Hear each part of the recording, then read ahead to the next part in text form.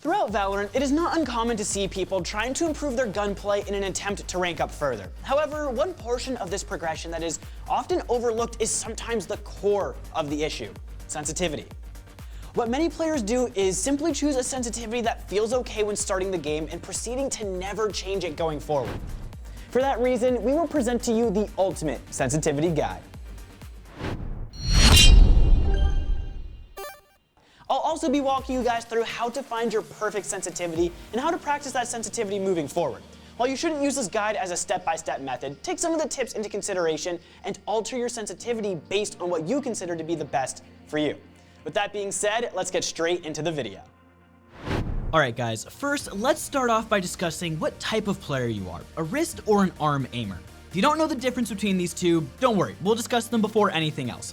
First off, wrist aiming is when you place your hand on the table and simply move your wrist to aim while the rest of your arm is stationary. Arm aiming, however, is where you don't move your wrist at all while making your movements from your elbow. Ultimately, the advantages of arm aiming are great while compared to wrist aiming. Not only will you have much more control over your aim, but you will also not experience as much medical backlash from playing video games. Wrist aiming is known to cause some minor problems to your wrist over time. The only instance in which you should wrist aim throughout Valorant is if you have too little space to arm aim. In every other instance, we strongly recommend arm aiming for improvement purposes. Ultimately, what this means for your sensitivity is that you will have to lower it significantly if you were generally a wrist aimer. Before moving forward, let's quickly introduce our question of the day. Today's question is one that I have personally wondered for a while now. Although this would likely never be implemented into the game, how would you guys like it if you were able to change agents at halftime?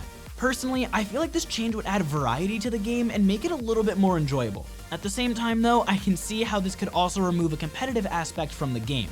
What do you guys think though? Would the fun that could potentially come out from this change be worth changing the classic foundation of the game? Let us know in the comments down below and we'll be sure to read as many as we can. With that being said, let's get straight into our second tip. Now that you understand the difference between wrist and arm aiming, you might be asking yourself how to find your sensitivity. While many people simply choose a sensitivity, this can cause problems in the future. Rather than recommending an outside software or an equation of sorts, we have come up with a method for finding a good sensitivity right in the practice range. The first step in this process is entering the bot range and enabling practice mode. After you have done this, pick a sensitivity that feels right for you and then start to tweak it from there. After you have picked your initial sensitivity, for those of you that are unaware of the term flick, it simply means to move your crosshair very quickly to a bot's head, shoot, and then return your crosshair to its original location. After you've done this a few times, you can see where your crosshair lands once you flick. Do you overshoot the bot's head a little bit? Do you not flick far enough? Both of these are easily fixed. Simply increase your sensitivity if you're undershooting and decrease your sensitivity if you're overshooting. Ultimately, the reason that this is the best way to find your perfect aim is simply because flicking is completely based on muscle memory. You will want to find a sensitivity that you can adapt to very easily. If you pick something that is way off your current muscle practices, it will take an excessive amount of time to adapt and therefore take much more time to better your gameplay. After you've chosen your sensitivity, you should run some tests to make sure that it's worthy of spending your time on. First off, you want to make sure that you can do a 180-degree turn or turn all the way around with only one mouse swipe. In the context of the real game, it's fairly obvious why this is important. If you can't perform this motion with one simple move, you won't be able to react fast enough to enemies behind you, potentially causing you to lose duels that you might have otherwise won. Secondly, you want to make sure that your sensitivity is not too high to the point at which your aim jitters. Let me explain. When moving your mouse around, if your aim doesn't seem smooth, then you have likely chosen a sensitivity that is excessively high. While it is true that the perfect sensitivity is subjective, you want to make sure that your sensitivity is low enough to where you can control it. If it is too high, you will have a hard time making micro adjustments in game, which can be really annoying to deal with. Ultimately, if you're able to nullify the problems before it causes too many issues, why wouldn't you? If these two tests can cause you to change your sensitivity, walk through the initial process again, making sure that your new aim is still catered to you. Although it won't be perfect, nullifying these two problems from the start is crucial to having a good sensitivity. The last thing you want to do is spend too much time learning a sensitivity that is fundamentally bad, because once you've done this, your aim will quickly become bottlenecked. Even though you might become a better player, your aim may not improve, ultimately causing stalls in the improvement of your rank as well. With that being said, once you've chosen a sensitivity that you think may be the best for you, you are ready to get into the next steps. The very first thing that you want to do after choosing your initial sensitivity is to become familiar with some of the more basic aim components of the game. Specifically, although we have already talked about flicking, you want to learn the spray control of every weapon in the game. Although every weapon sounds a bit daunting, don't worry. All of the weapons follow the same general pattern when it comes to spraying. All except the Stinger.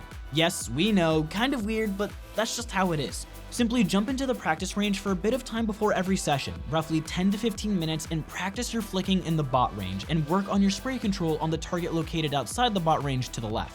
Ultimately, if you would like to vary your warm-ups in order to keep it fresh, you can practice flicking through the easy, medium, and hard modes provided in the bot range, and better your spray control by shooting the flying bots outside.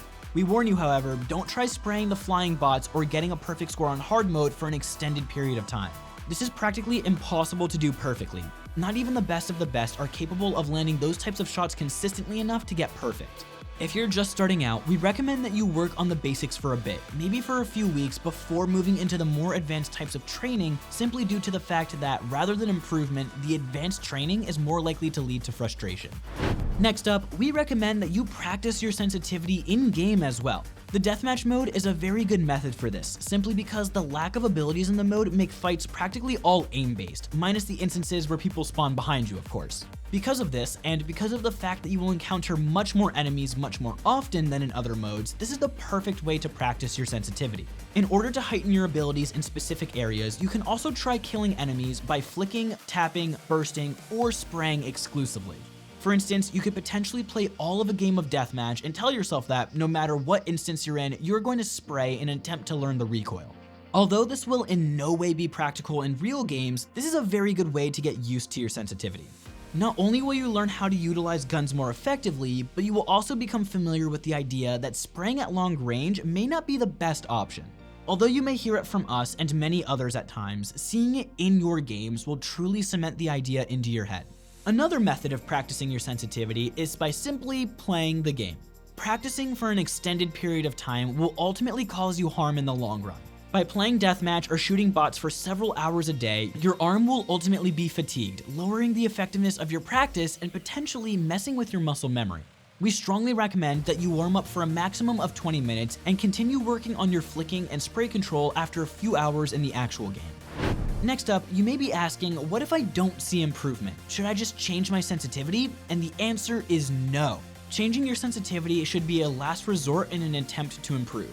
To keep it short, we think that changing your sensitivity more than once every 3 weeks is excessive. If you do it every week, you're ultimately nullifying all of the muscle memory that you've developed over time while still not giving yourself enough time to become fully accustomed to the sensitivity.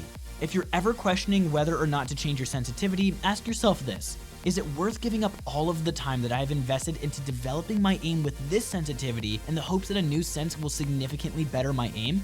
Don't think that this is a rhetorical question either. Genuinely ask yourself this, and if the answer is truly yes, then go ahead. Alter your sense, perhaps only a little, in hopes of having an easier time aiming later down the line.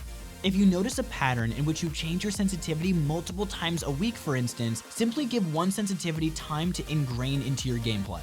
Ultimately, one sensitivity will not give you the aim you desire. It's all about muscle memory.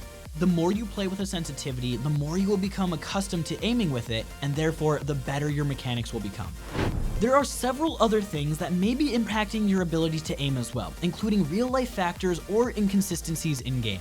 First off, let's go over things that may be causing you to aim worse than you would prefer in real life. First off, the most common occurrence is players having too little mouse room on their desk. If this is the case, you would be unable to flick quickly with certain sensitivities, sometimes causing you to lose duels that you should have won in-game. This can sometimes be easily fixed by placing your PC on the floor if it's on the table, or by simply moving your keyboard a few inches to the left in order to give yourself more room to aim.